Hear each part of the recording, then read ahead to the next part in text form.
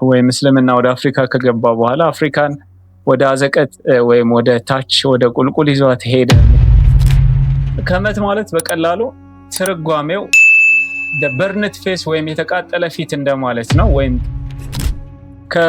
ከመስቀሉ ጦርነት በዋናነት ከተከናወኑ ድርጊቶች መካከል አንደኛውና በጣም አሰቃቂ የሚባለው the children's crusades የሚባለው ነው። ወይም የህፃናት የመስቀሉ ጦርነት ተብሎ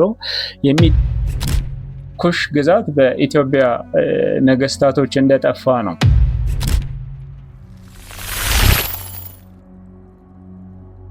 ሰላም እንዴት ናችሁ? ንጉሱ ተሰማ ነኝ። ወደ ቻናሌ እንኳን ደህና መጣችሁ ለማለት እወዳለሁኝ። ቻናሉን ሰብስክራይብ በማድረግ ጀምሩት። ዛሬ በዋናነት የምናየው ሁለት ዋና ሀሳቦችን እናያለን። አክቹአሊ በሁለት ውስጥ በጣም ብዙ ነገሮች አሉ የምናነሳቸው፣ ግን ለእናንተ ይጠቅማል ብዬ ያሰብኩት አንድ የአፍሪካ ታሪክ ውስጥ የተረሳ ወይም የማታውቁት አይነት ታሪክ አለ። ይሄም የማታውቁት የሆነበት ምክንያት የታሪክ ጸሐፊዎች እርስ በርሳቸው ስለሚሻሙበት ነው፣ ሀሳቡ ላይ ስለማይስማሙበት ነው። ኢትዮጵያም ላይ እንደዚህ አይነት ታሪኮች አሉ። ኢትዮጵያ እንመለስበታለን። ዛሬ ወደ አፍሪካ ነው የምንሄደው። ሁለተኛ የምናነሳው ሀሳብ አፍሪካ ወደ ድህነት ያሽቆለቆለችበት ዋነኛና የመጀመሪያ ምክንያት ምንድን ነው የሚለውን እናያለን። በተለይ ከውጭ ግንኙነት ጋር እንድታደርግና ውጮች መጥተው የቅኝ ግዛት ሊይዟት የቻሉበት ዋነኛ ምክንያቶችን አይተን በቀጣይ ደግሞ በዋናነት በጣም በጥልቅ ሁኔታ እንገባለን ማለት ነው። እስከዛ ድረስ ሰብስክራይብ በማድረግ ተቀላቀሉኝ። አመሰግናለሁ። ዛሬ በቀዳሚነት የምናያት ግዛት የታሪክ ምሁራን የማይስማሙባት ግዛት ታሴቲ ተብላ ትጠራለች። እቺ ታሴቲ የምትባለዋ ግዛት አብዛኞቹ የሚስማሙበት አንድ እውነት አላቸው። እሱም ምንድነው? የናይል ተፋሰስ ወይም የአባይ ተፋሰስን ተከትለው ከተመሰረቱ ግዛቶች ውስጥ አንዷ ታሴቲ ናት። ታሴቲ የምትባለዋ ግዛት የምትገኘው በግብጽ ግዛት ወይም the ancient Egyptian kingdom በስተ ደቡብ በኩል ትገኛለች። መሬቷም the land of bow በመባል ትጠራለች። ዛሬ ከግብጽ በስተ ደቡብ የምትገኘው ቦታ ማለት ነው።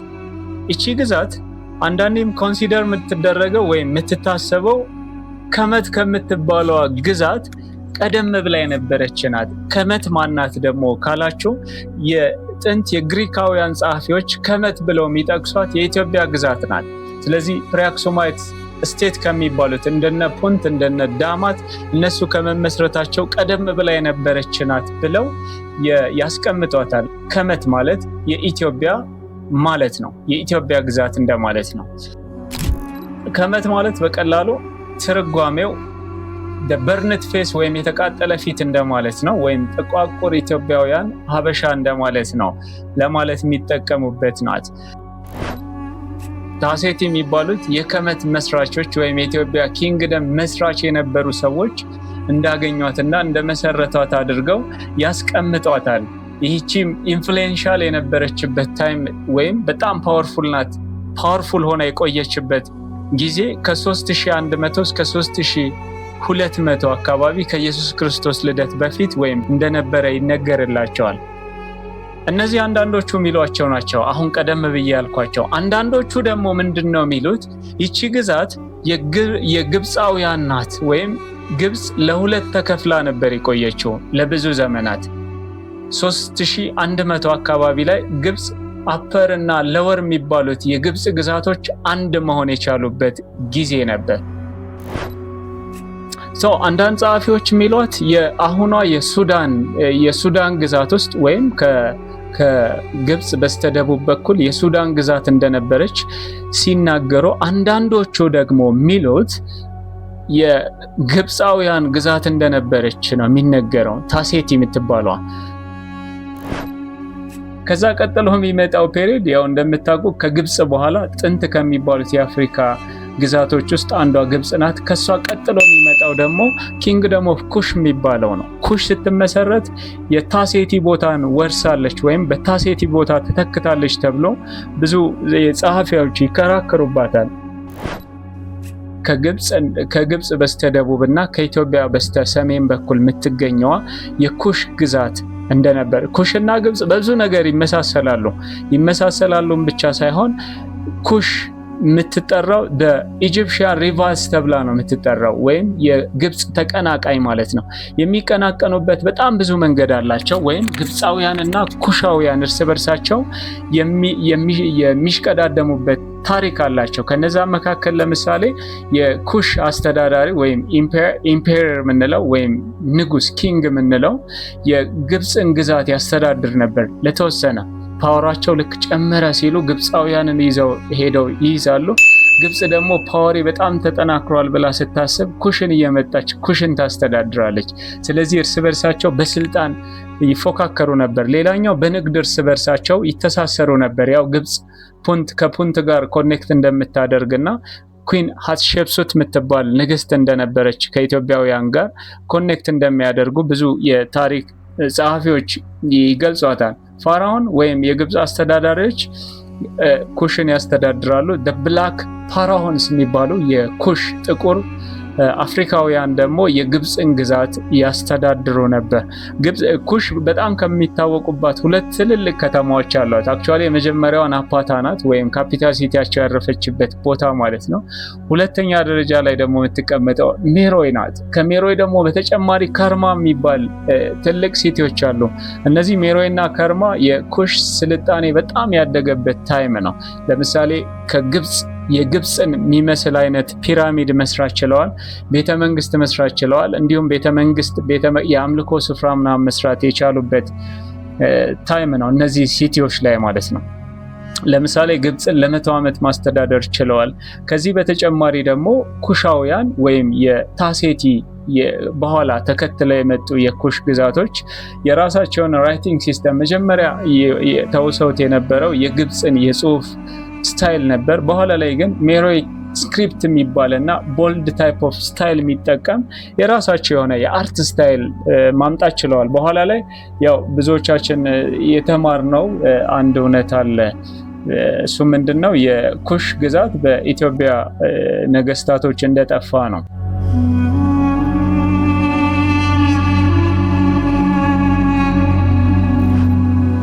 እሺ ቀጥለን ደግሞ የምናየው የአፍሪካ ወደ ድህነት መስመር እንድታመራ ያደረጋት የመጀመሪያ ኢቨንት ነው። ወይም የአፍሪካን ታሪክ ሙሉ በሙሉ ለመቀየር የተገደዱበት አንደኛው የታሪካቸው ነው። በኋላ ላይ የድሃ ሀገር ተብላ የምትጠራዋን አፍሪካ እንድትሰራ ያደረጋት መንገድ ነው። ይሄ ምንድነው? የአፍሪካን ታሪክ እንዲለወጥ ካደረጉት ኢቨንቶች ወይም ክስተቶች መካከል አንደኛው የእስልምና እምነት ወደ አፍሪካ መግባት ነው።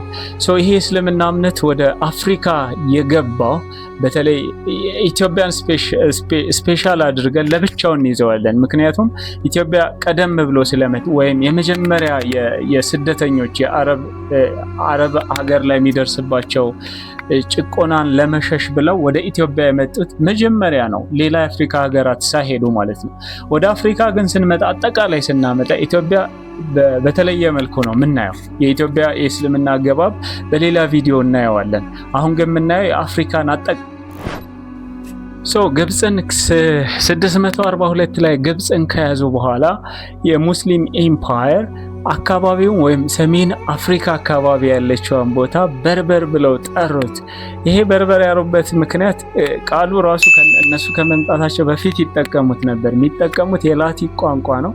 ላቲናውያን ባርባሪያስ ብለው ይጠሩታል። ባርባሪያስ ማለት ፎሪነር ወይም የውጭ ዜጋ እንደማለት ነው፣ ወይም አውትሳይደር የምንለው ማለት ነው። ያ ማለት የላቲን ቋንቋ ወይም የግሪክን ቋንቋ የማያቅ ማለት ነው። ለምሳሌ አማርኛ ቋንቋ የማያቅ ሰው የእናንተ ቋንቋ አማርኛ ሆኖ አማርኛ የማያቅ ሰው ካለ እሱ ባርባሪያስ ነው በላቲን ቋንቋ ማለት ነው። በኋላ ላይ ግን ስያሜ ይቀየርና ይሄ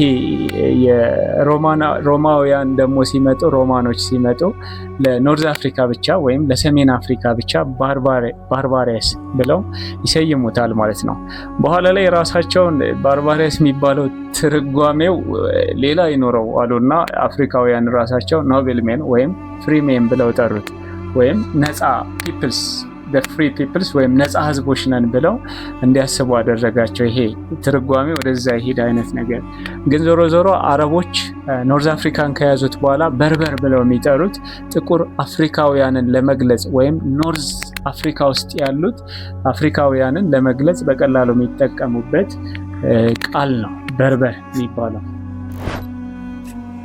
ዋነኛው ፖይንታችን እንዴት ነው ታዲያ አረቦች ወይም እስልምና ወደ አፍሪካ ከገባ በኋላ አፍሪካን ወደ አዘቀት ወይም ወደ ታች ወደ ቁልቁል ይዟት ሄደ የምንለው ለምንድን ነው ሲባል አረቦች ኖርዝ አፍሪካን የያዙበት መንገድ ፒስፉል በሆነ መንገድ ነው። ኢቭን ኢፍ ጀውሽ የሚባሉ ኮሚኒቲ ወይም የአይሁድ እምነት ተከታዮች እንኳን ባሉበት ቦታ ላይ በሰላም ነው። እዛ አካባቢ አልቀየርም ያሉ ማህበረሰቦች ካሉ በሰላም ነበረ። በቃ ሪስፔክት ያደርጓቸው ነበር። ይሄ ነገር እንዲወደዱ አድርጓቸዋል። ግን ፈርዘር ምን አመጣ? ወጣቱ የአፍሪካ ወጣት እየተመለመለ ለጦርነት ፈርዘር ይሄድ ጀምሯል። ለምሳሌ ሞሮኮ ደርሶ ግዛቱ የሙስሊም ኢምፓየር ሞሮኮ ከደረሰ በኋላ እንደገና ሜዲትራኒያን ሲን ተሻግሮ ስፔን ድረስ መሄድ ችሏል። ስፔን ድረስ ሄዷል። ለምሳሌ ከ710 እስከ 720 ስፔን የእስልምና እምነት ተከታይ ሆነዋል። በዚህ መሃል ግን የአፍሪካ ማህበረሰቦች ነበር ወደዛ የሚሄዱት። ሞሮኮ ላይ ራሱ ሞሪሽ የሚባል ዳይናስቲ መመስረት ችለው ነበር። እነዚህ ሞሪሽ የሚባሉት በዋናነት ካፒታላቸውን ፌዝ አድርገውት ነበር። ፌዝ እዛው ሞሮኮ ውስጥ የሚገኝ ቦታ ነው። ፌዝ በጣም ፓወርፉል የነበረ ሲሆን 8ኛው ሴንቸሪ አካባቢ ለመጥፋት ተገዷል ማለት ነው። ከዚህ ጊዜ በኋላ አፍሪካውያን የሙስሊም ኢምፓየርን መገንባት ከጀመሩ በኋላ ግን እንደዚህ ዳይናስቲዎች መጥተው ማስተዳደር ከጀመሩ በኋላ አረቦች እርስ በርሳቸው ይሄ መከፋፈል አምጥተዋል። በተለይ ነቢዩ መሐመድ ከሞቱ በኋላ የሊደርሺፕ ወይም የካሊፌት የሚባለውን ማዕረግ ለመውረስ ሲሉ እርስ በርሳቸው ኮምፒቲሽን ውስጥ እንደገቡ ብዙ የታሪክ ጽሑፍም ላይ ሃይማኖቱም ላይ ያሳያል። ከዚህ መካከል በጣም የሚፋለሙ የነበሩ ሁለት ትልልቅ ሴክቶች አሉ፣ ወይም እዛው በአረቦች መካከል የተፈጠሩ ግሩፖች አሉ።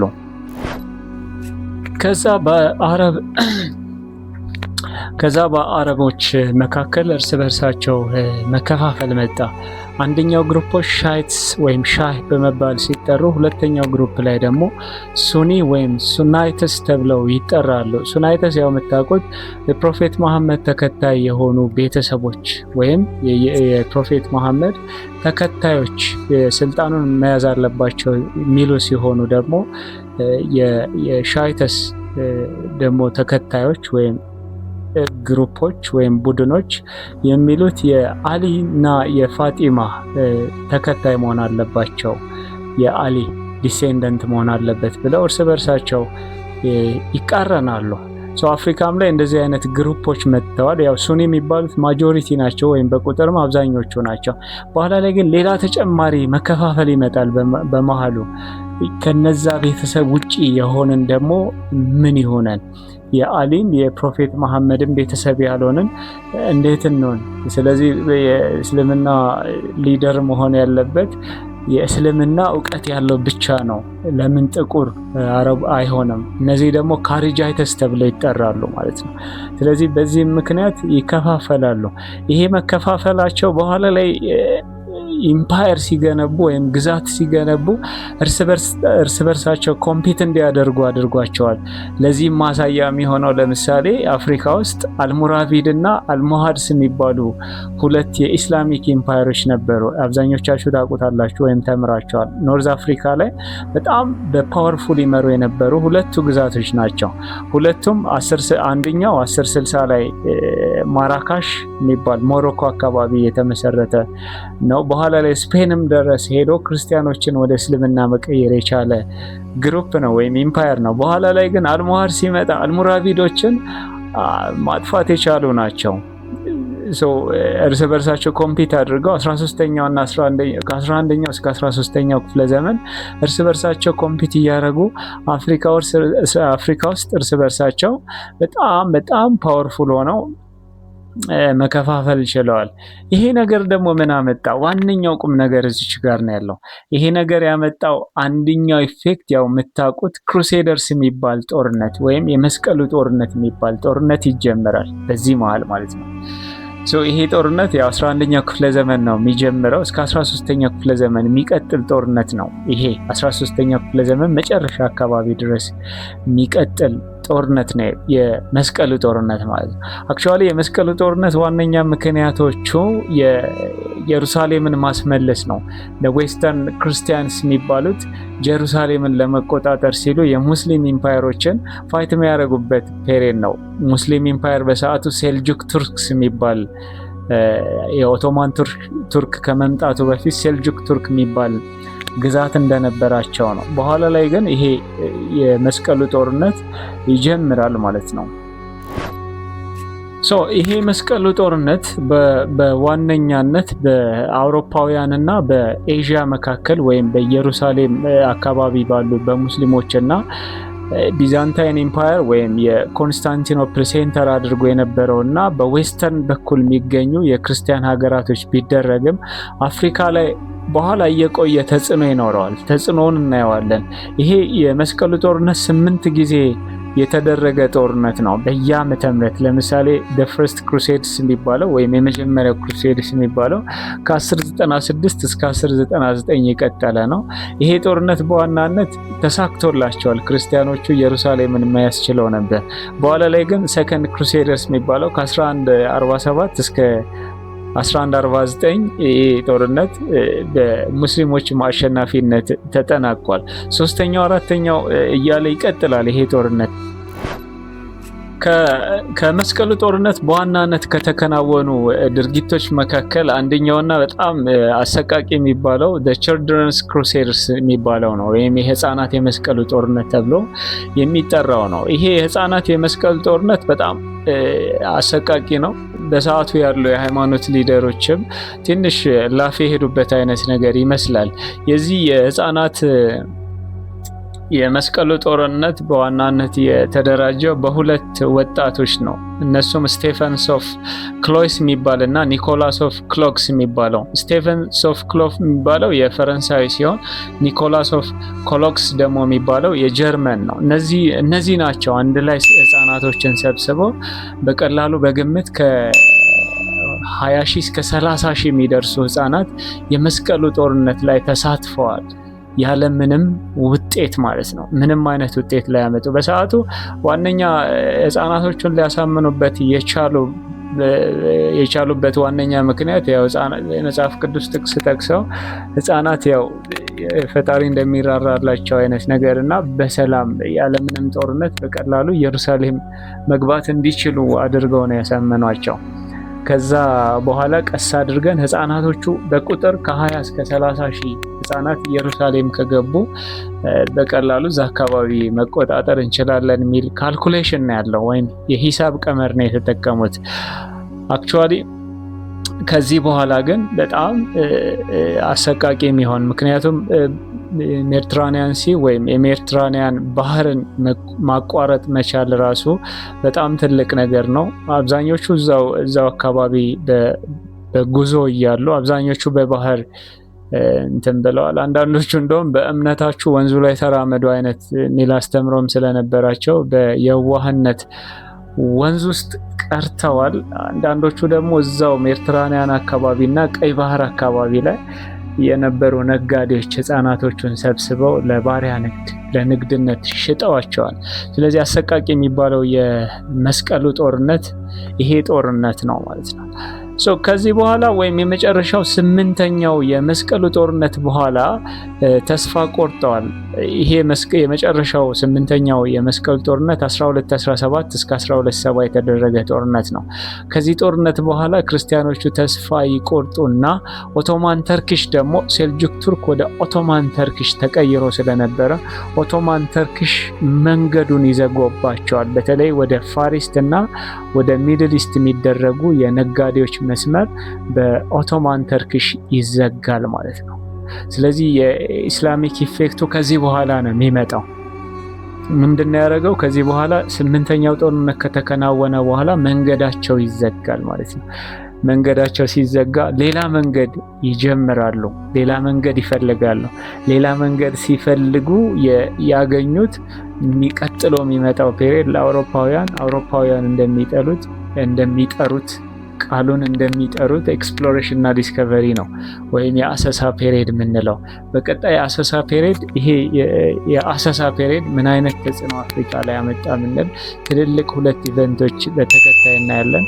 አብራችሁን ቆዩ። ፔጁን ሰብስክራይብ አድርጉ፣ ላይክ ሼርም በማድረግ ወዳጆቻችሁን ጋብዟቸው። አዳዲስ ታሪኮችን ያልተወራላቸው እዚህ ቻናል ላይ እናወራለን። አመሰግናለሁ ከኔ ጋር ስለምትሆኑ። በቀጣይ ደግሞ ይሄ ራሱ ያመጣው ተጽዕኖ ወይም የመስቀሉ ጦርነት በኋላ የመጣው በእስልምናና በክርስቲያን መካከል የተደረገው ኮምፒቲሽን ምን አይነት ተጽዕኖ አመጣ፣ አፍሪካስ ወዴት መራት የሚለውን ነገር በቀጣይ በደንብ እናያለን። አመሰግናለሁ አብራችሁን ስለሆናችሁ።